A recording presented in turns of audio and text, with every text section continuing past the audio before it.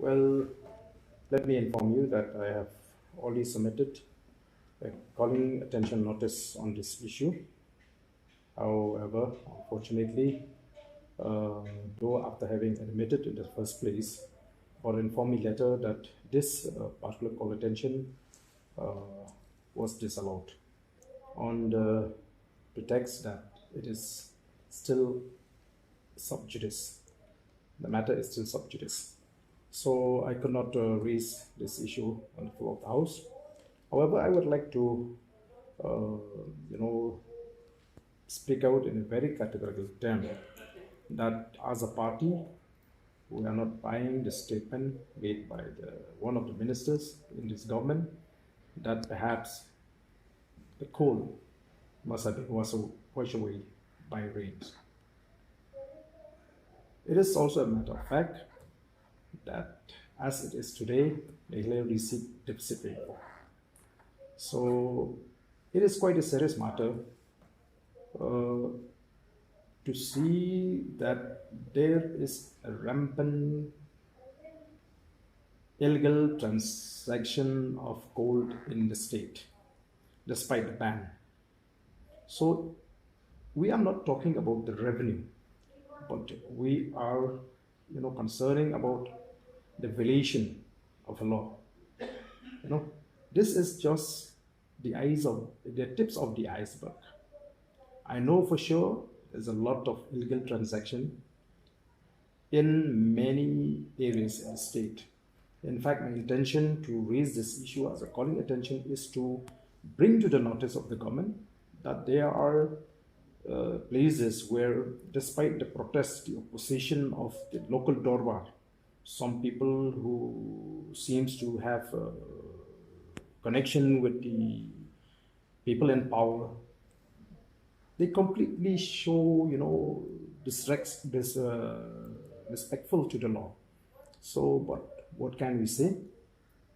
We have tried, but we will continue to find other way how to take up this matter. Do you see that the people in power has a hand in glove in with this coal mafia in actually causing this illegal coal trade here in the state? You see, whatever is happening in the state, be it rackets, be it coal, illegal transaction of coal, could not, have happened if there is no connivance or, the link between those people with people in power.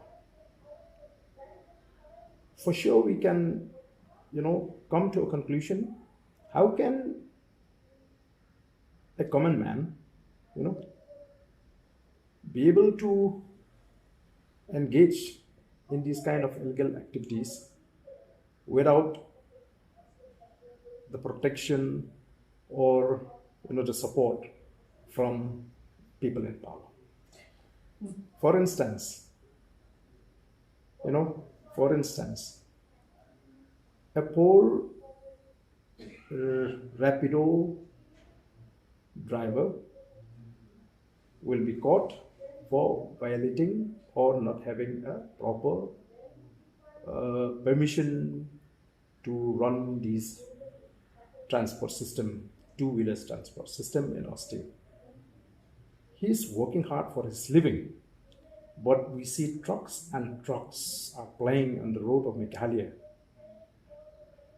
and nothing happened to them. So how will you say, how will you conclude, you arrive at a conclusion that these coal are legal, coal where they can transport throughout the road of Meghalaya? Do you think that the organizations like ED should go after the so-called coal mafias? We have seen the, many times news report being carried about the illegal transaction of coal that are taking place in a large scale.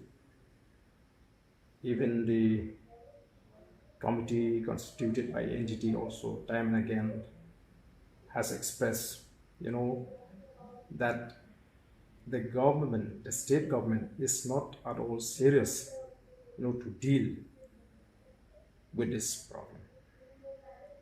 So therefore, I think if the government of India, if this central agency, they are really concerned, really want to take up this matter serious, they must,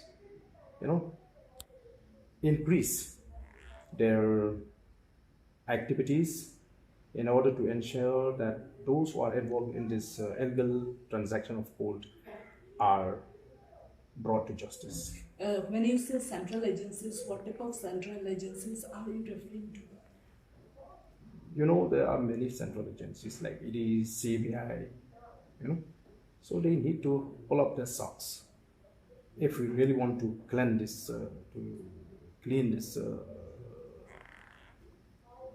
problem in our state.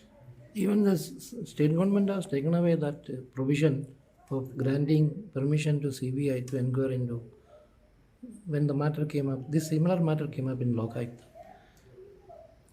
Yes, which is why, because the government, in almost every occasion, used to claim that we don't want to encourage corruption. We want to go for a clean system. But looking at the action, which is why there was a time that I questioned the government that if you're really, concerned about corruption, if you are really above board, you should not have a problem to give permission to the CBI to come into our state and investigate into all these allegations. Today you raised in the